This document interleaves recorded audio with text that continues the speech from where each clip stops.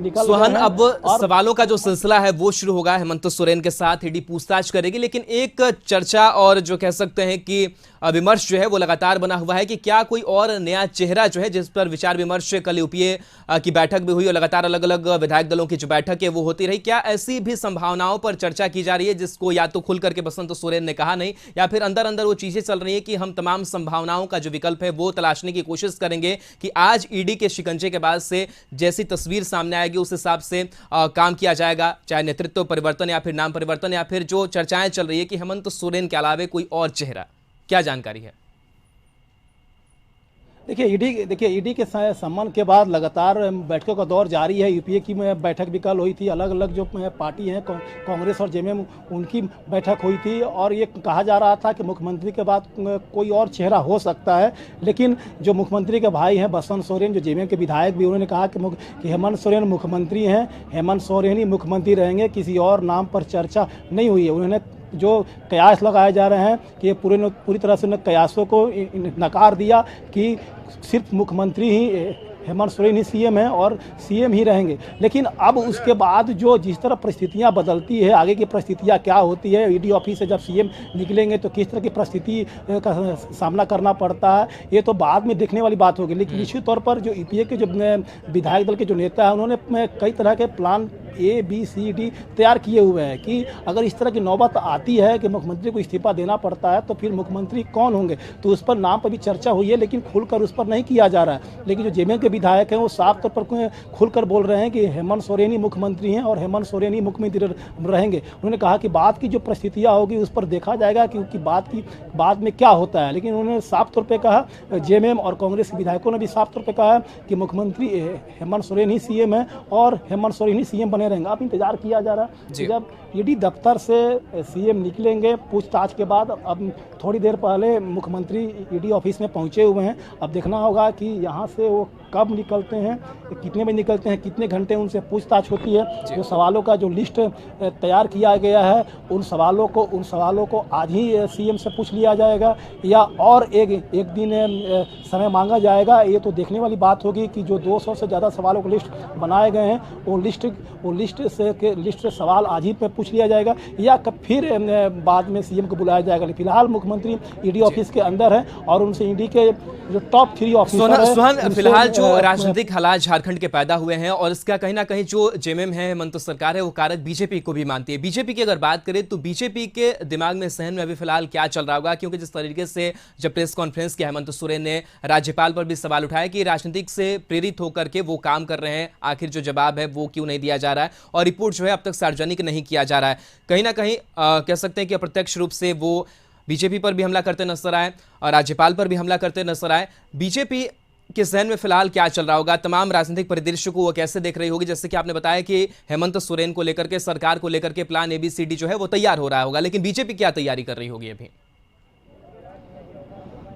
देखिए, बीजेपी की ओर से कहा जाए तो खुल के नहीं बोला जा रहा है। बीजेपी ये कहना है कि बीजेपी ने पहले कहा था कि मुख्यमंत्री हेमंत सोरेन को कानून का सम्मान करना चाहिए, अगर ईडी उन्हें बुला रही है तो ईडी के दफ्तर में उन्हें जाना चाहिए। तो आज हेमंत सोरेन ईडी के दफ्तर पहुंच गए हैं। बीजेपी ये कहना है कि उन्हें कोई किसी चीज़ मतलब नहीं है। जो आरोप उन पर लगाया जा रहा है कि बीजेपी जांच एजेंसियों का दुरुपयोग कर रही है, झारखंड सरकार को अस्थिर करना चाह रही है, तो उन्होंने साफ तौर पर हेमंत सोरेन और जेएमएम के आरोपों को खारिज कर दिया कि इसमें बीजेपी की कहीं से इसमें कोई हाथ नहीं है, ये सरासर आरोप गलत है। लेकिन अगर मुख्यमंत्री की बात करें तो मुख्यमंत्री को जब से ईडी का सम्मन जारी हुआ है या ईडी ने जब से जाँच यहाँ पर शुरू किया है या IT की यहाँ पर रेड जब शुरू हुई है तो मुख्यमंत्री ने हर मंच से ये कहा है कि बीजेपी जाँच एजेंसियों का दुरुपयोग कर रही है, झारखंड सरकार के जो विधायक है उनके पीछे ईडी और IT को यहाँ पर लगाया जा रहा है। तो कई तरह के सवाल जवाब हुए हैं, आरोप प्रत्यारोप हुए हैं। लेकिन अब ये कहा जाए तो बहुत कुछ कहना बहुत जल्दीबाजी हो जाएगा। कहा जाए तो पॉलिटिक्स में देखना होगा कि इससे कि आगे क्या क्या होता है। आज मुख्यमंत्री ईडी ऑफिस के पहुंचे हुए हैं, इसके बाद वो शाम में निकलेंगे तो सीएम हाउस में यूपीए के विधायक दलों की बैठक है। उस बैठक में क्या रणनीति होगी, किन बातों पर चर्चा होगी, ईडी आज के बाद क्या फिर से सीएम को सम्मन जारी करेगी या पूछताछ के लिए बुलाएगी, तो उस समय फिर सीएम यहाँ पर मौजूद होंगे या नहीं होंगे। तो हर पल यहाँ परिस्थितियाँ यहाँ पर बदल रही है। आज सिर्फ देखा गया, आज सिर्फ मुख्यमंत्री को बुलाया गया है अब मान लीजिए अगर ईडी के जो सवाल है आज पूरे नहीं होते हैं, ईडी बाद में भी सीएम को बुला सकती है, तो उस परिस्थितियों पर भी नज़र रखा जाएगा। पूछताछ के बाद ईडी की क्या कार्रवाई होगी। उसके बाद सीएम ने साफ तौर पर राजभवन पर भी एक कहा जाए तो हमला किया कि राज्यपाल के पास जो चिट्ठी आई हुई है वो कई महीने से उनके पास चिट्ठी है, चिट्ठी को नहीं खोला जा रहा है, न चिट्ठी के राज को बताया जा रहा है। तो अगर राजभवन से ऐसा कोई संदेश या ऐसा कोई अधिसूचना जारी होता है तो उसके बाद की क्या परिस्थितियां बदलती है, तो अभी कहा जाए तो बहुत कुछ कहना भी जल्दीबाजी होगा। लेकिन जो जेएमएम और कांग्रेस के जो विधायक है उनका साफ तौर पर कहना है कि मुख्यमंत्री हेमंत सोरेन ही मुख्यमंत्री हैं और हेमंत सोरेन ही मुख्यमंत्री बने रहेंगे। और निश्चित तौर पर आपने जो सवाल किया था कि प्लान ए प्लान बी, तो जब से ईडी और आईटी रेड कर रही है और ईडी ने जब सम्मन जारी किया मुख्यमंत्री हेमंत सोरेन को, तो प्लान ए प्लान बी कई तरह के प्लान तैयार किए गए हैं। उन प्लान पर काम किया जा रहा है और प्लान का जो खुलासा नहीं हो पा रहा है कि आगे किस तरह की रणनीति झारखंड में देखने को मिलेगी। नहीं, फिलहाल कहा जाए तो सबकी निगाहें हैं कि अब मुख्यमंत्री ईडी ऑफिस के अंदर में है और उनसे ईडी के जो अधिकारी हैं उनसे पूछताछ कर रहे हैं। बिल्कुल सोहन, जिस तरीके से कह रहे थे कि इस्तीफे की बात हो रही है या फिर चेहरा बदलने की जो बात है वो हो रही है, लेकिन संभावनाओं की अगर बात करें जो तकनीकी आधार पर चीजें निकल करके सामने आ सकती है सीडी के पूछताछ के बाद, तो क्या क्या हो सकता है, क्या क्या राजनीतिक परिदृश्य जो है वो बन सकते हैं, क्या समीकरण जो है वो इस घटनाक्रम के बाद से ईडी के पूछताछ से बन सकता है, ईडी कार्यालय से क्या अपडेट या फिर जो डेवलपमेंट है वो हो सकता है झारखंड की राजनीति के लिए?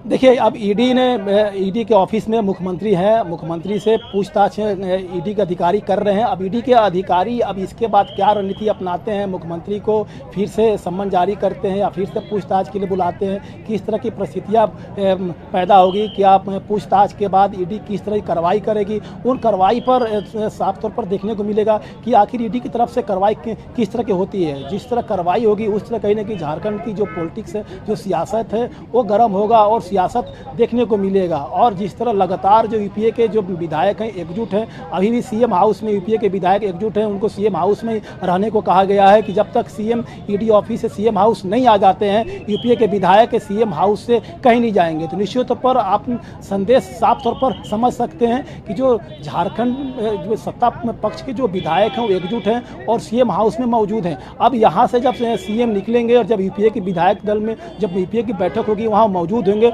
जब उनसे चर्चा होगी तब उस समय देखना होगा कि किन किन बातों पर चर्चा हुई है। जो कयास जो लगाए जा रहे हैं, जो कयासों का बाजार गर्म है कि मुख्यमंत्री इस्तीफा दे सकते हैं या मुख्यमंत्री कोई चेहरा और हो सकता है, तो इस पर जेएमएम ने साफ तौर पर नकार दिया है कि अभी ऐसी कोई बात नहीं है, हेमंत सोरेन ही मुख्यमंत्री हैं, हेमंत सोरेन ही मुख्यमंत्री बने रहेंगे। तो अब सबकी निगाहें ईडी पे है कि ईडी अब से पूछताछ के बाद क्या कार्रवाई करती है, किस तरह की कार्रवाई होगी, उस कार्रवाई पर कहा जाए तो झारखंड की पॉलिटिक्स निर्भर है। झारखंड की सियासी हलचल लगातार बढ़ी हुई है। ईडी दफ्तर मुख्यमंत्री हेमंत सोरेन पहुंच चुके हैं। अब जो सवालों का सामना है वो मुख्यमंत्री हेमंत सोरेन करेंगे और बताया जा रहा है कि 200 से ज्यादा जो सवाल है वो ईडी ने तैयार करके रखे हुए। इससे पहले भी लगातार कई लोगों से पूछताछ जो है वो होती रही और उन तमाम जवाबों का आधार बनाते हुए भी हेमंत सोरेन से जो पूछताछ है वो की जाएगी। हालांकि इस दौरान बसंत सोरेन भी पहुंचे थे और बसंत सोरेन ने भी हमला बोला है उन्होंने सरकार पर भी, बीजेपी पर भी। बहरहाल सुहन हमारे साथ इस पूरी खबर पर लगातार बने हुए हैं। सुहन, फिलहाल की अगर बात कर ले, ईडी कार्यालय में आप मौजूद है, अब तक के क्या कुछ जो सवाल है वो पूछे जा रहे हैं, क्या तस्वीर अपडेट ईडी कार्यालय से हलचल फिलहाल? देखिए, क्या पूछे जा रहे हैं सवाल अब तक इस बात की जानकारी नहीं मिल पाई है, लेकिन हेमंत सोरेन ईडी के दफ्तर में हैं और थोड़ी देर पहले हेमंत सोरेन ईडी के ऑफिस पहुंचे हुए थे और लगभग कहा जाए तो आधा घंटा हो गया। अब ईडी के जो टॉप ऑफिसर हैं, 3 टॉप ऑफिसर ईडी हेडक्वार्टर से रांची पहुंचे हुए हैं और ईडी के टॉप 3 ऑफिसर हेमंत सोरेन से सवाल कर रहे हैं और उन सवालों के जवाब ईडी जानना चाहती है। जब ईडी ने अवैध खनन घोटाले मामले में झारखंड में छापेमारी किया था, मुख्यमंत्री के विधायक प्रतिनिधि पंकज मिश्रा, प्रेम प्रकाश, अमित अग्रवाल सहित कई लोगों को ईडी ने अरेस्ट किया था और उनके घरों से और उनके छानबीन में जो दस्तावेज मिले थे, जो पासबुक मिले थे, जो ट्रांजैक्शन का जो हिसाब किताब मिला था या जो अहम जानकारी मिली थी, उस सवालों के जवाब मुख्यमंत्री हेमंत सोरेन से ईडी जानना चाहती है। और जो लगभग जानकारी है कि 200 से ज़्यादा सवाल तैयार किए गए हैं और 200 से ज़्यादा सवाल ईडी के जो टॉप ऑफिसर हैं वो हेमंत सोरेन से पूछेंगे। अब अभी कहा जाए तो कि कौन कौन सवाल किए जा रहे हैं इस बात की जानकारी नहीं मिल पाई है, लेकिन जो जानकारी है कि कुछ देर के बाद इस बात की जानकारी मिल जाएगी कि ईडी ने कौन कौन सवाल हेमंत सोरेन से किए हैं। लेकिन हेमंत सोरेन ने सीएम हाउस में जो प्रेस कॉन्फ्रेंस किया था, उस प्रेस कॉन्फ्रेंस में जो उन पर आरोप लगे थे उस आरोप को पूरी तरह से खारिज कर दिया कि आखिर किन कारणों से, किन वजहों से उन पर आरोप लगा है।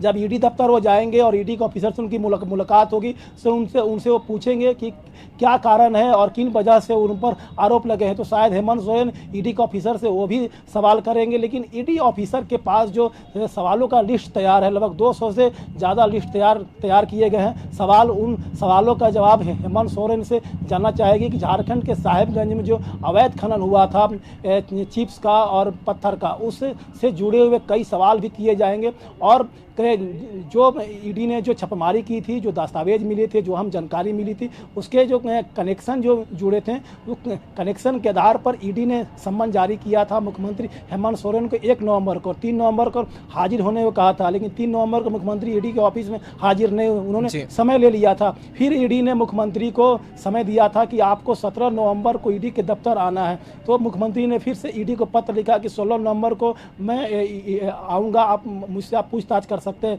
लेकिन ईडी ने खारिज कर दिया। 17 नवंबर का जो आज का जो तारीख है, आज की दिन तय किया गया था कि आपको ईडी के ऑफिस में आना है पूछताछ के लिए। ईडी के इसी ऑफिस में सीएम मौजूद हैं और उनसे सवाल किया जा रहा है। ये पूरा ईडी का दफ्तर है, ये ईडी का बिल्डिंग आप देख सकते हैं और यहीं पर हेमंत सोरेन से पूछताछ किया जा रहा है और कई सवाल जो है वो हेमंत सोरेन से पूछे जाएंगे। उन अवैध खनन से जुड़े हुए मामले हैं, प्रेम प्रकाश से जुड़े हुए मामले हैं, पंकज मिश्रा से जुड़े हुए मामले हैं कि जब पंकज मिश्रा जब अवैध खनन में संलिप्त थे या उनकी गतिविधि आपको जानकारी थी कि नहीं थी। आप माइंस मिनिस्टर हैं और आपके विधायक प्रतिनिधि भी हैं पंकज मिश्रा।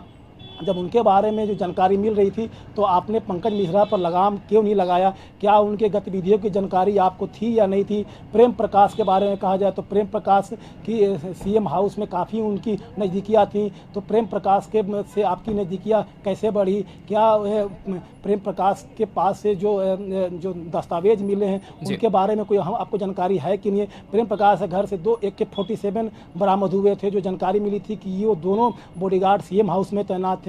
तो किसके इशारे पर, किसके कहने पर प्रेम प्रकाश के घर पे 2 बॉडीगार्ड वहां पर तैनात किए गए थे? तो कई सवाल है और कई सवालों के लिस्ट बनाए गए हैं। थोड़ी देर पहले सीएम ईडी के ऑफिस में पहुंचे हुए हैं। चलिए, बिल्कुल। तो कई सवालों के जो लिस्ट है वो बनाया गया है जिसका सामना हेमंत सोरेन करने वाले हैं। लेकिन जिस तरीके से अगस्त महीने के लगभग की अगर बात करें और जो सियासी जो वहां पर तस्वीर या फिर सियासी समीकरण, राजनीतिक अस्थिरता जो है वो सामने आई और इसको लेकर के हलचलें काफी तेज उस वक्त से ही हो गई जब राज्यपाल के पास वो चिट्ठी पहुंची। हालांकि अब तक सार्वजनिक नहीं किया जा सका है, लेकिन अपने विधायकों को इंटैक्ट रखने के लिए लगातार हेमंत सोरेन अपने यूपीए के विधायकों को लेकर के छत्तीसगढ़, रायपुर घूमते रहे और कई जगहों पर वो घूमते रहे और विधायकों को इंटैक्ट रखने की कोशिश की गई। लेकिन इस बार के जो हालात हैं वो भी एक बार फिर से कह दिया गया है कि यूपीए के तमाम जो विधायक है वो रांची में ही रहे, कहीं और नहीं जाए। तो क्या लग रहा है कि इस बार विधायकों की एकजुटता जो है वो किस तरीके की नजर आ रही है? क्या अभी संदेह, शंका जो है हेमंत सोरेन के मन में होगा कि उनके विधायक क्या उनके साथ हैं या फिर नहीं है? किस तरीके से कोऑर्डिनेशन